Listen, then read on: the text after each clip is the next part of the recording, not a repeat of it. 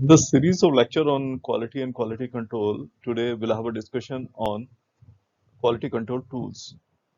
Basically, there are 7 types of quality control tools. First is the histogram, run charts, Pareto charts, flow charts, scatter diagram, cause and effect diagrams, control charts. So we'll discuss all these tools one by one. Let's discuss about a histogram. Histogram something looks like this. We have a lower specification limit, we have upper specification limit. Then this is how the data is distributed. So in case we want to say what is a histogram is a bar graph used to represent frequency data. And this is the easiest way to evaluate the distribution data over different categories. Now, how to draw a histogram? Firstly, we first define the categories for data. What are the categories? Different categories in which data has to be defined. Then we get into the collection of data and we sort this data into the categories. And physically, we count the data for each category. Then we draw the diagram like we had shown. Each category, the type of category finds its place on the x-axis, and the bars will be as high as the value for the category. The numbers, total numbers for each category will be shown as a bar on the histogram. Now, what a histogram reveals? It will reveal the 3 things. First is the centering of the process data, spread of the data, and shape of the histogram. Now, centering of the process data means that information on the process is how it is centered about some mean. And when we talk about the spread of the data, that means the width.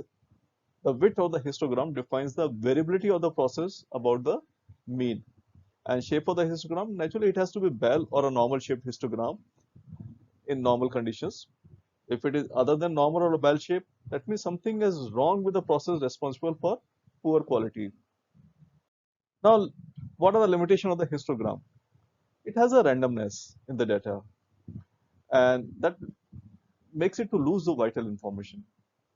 Then all data, as data are not represented in order, the time dependence or time related trends in the process may not be revealed. So just to overcome this issue, we use a run chart. Students, the run charts are better option over histograms as they overcome the limitation of the histograms. And a run chart represents change in measurement over a sequence or a time. So it is time based. And run charts are used to determine cyclic events and their average values. The basic steps in making a run chart is arrange data with a time sequence. Well, you arrange the data with a certain time sequence. Then you plot the data in order and then you interpret the data. It looks like something like this, like x-axis we have a time and then here we have a measurements. And so the graph something makes this sort of a appearance. And what it reveals, the run chart displays process performance over time.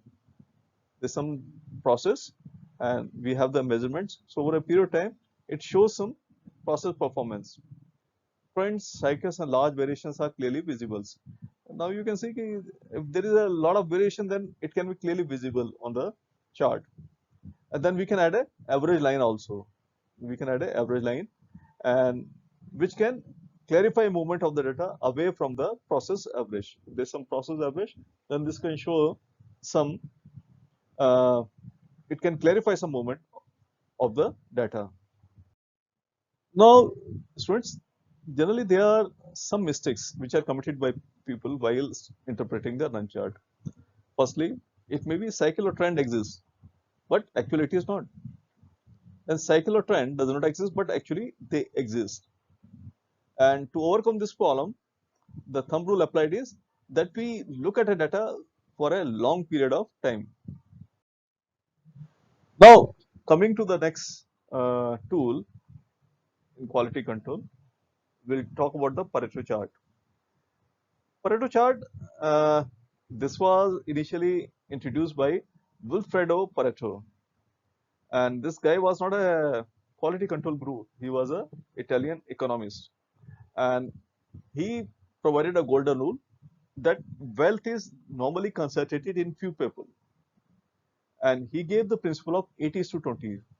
That means 80% of the wealth is held by 20% of the people.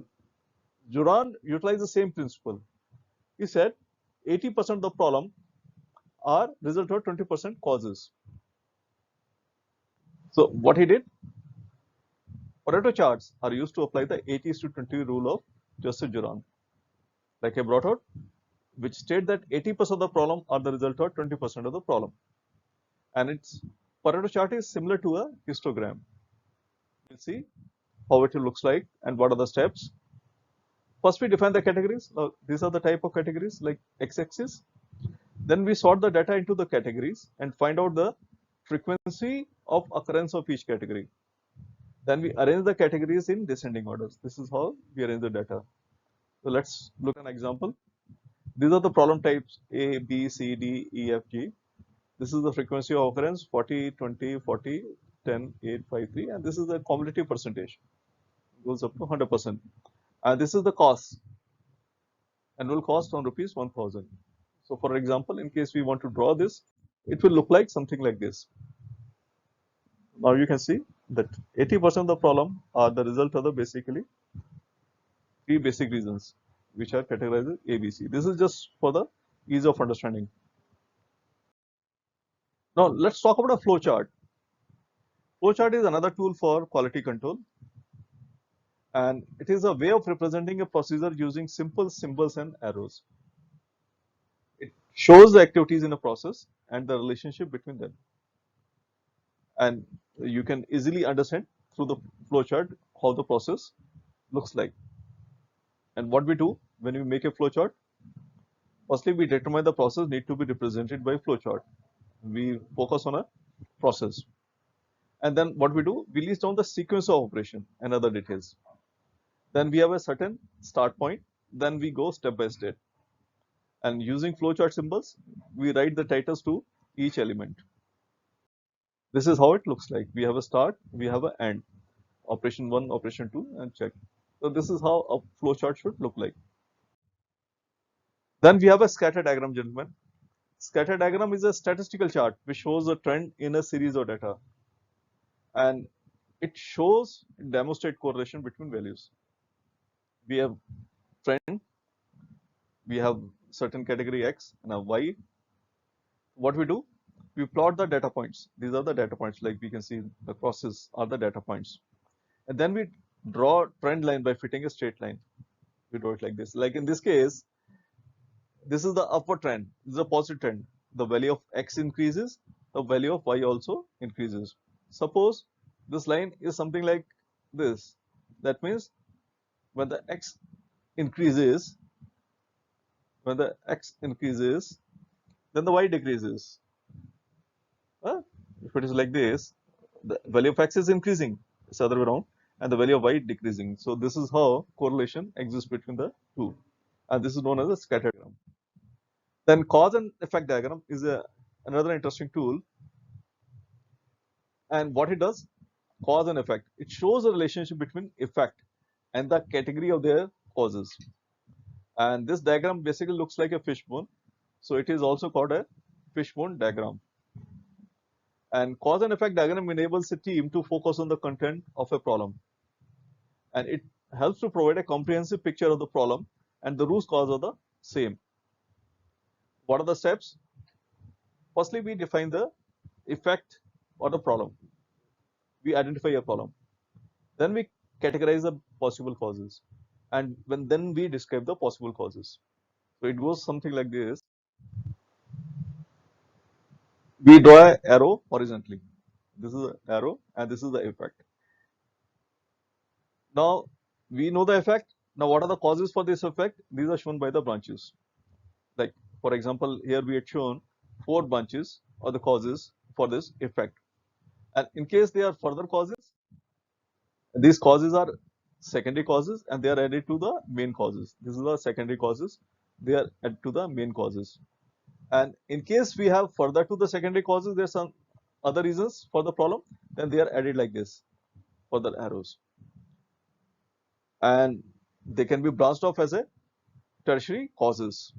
So this is how the cause and effect diagram looks like this. Then, gentlemen, we have the control charts as a quality control tools. And control charts are what? These are the statistical tools. And this shows whether process is in control or not in control. It's a graphical tool for monitoring the activities of an ongoing process, also referred as Shewhart control charts. Like you can see it here, there's a upper control limit and there's a control limit, lower control limit. This is the average and this is how the data is distributed. And you can see that one of the data point is going out of the upper control limit. So steps are very clear. You define upper limit, lower limit and center line. Then we draw the chart and plot the data points into the chart. And accordingly we interpret the control chart. This is all. Jai Hind. Thank you very much.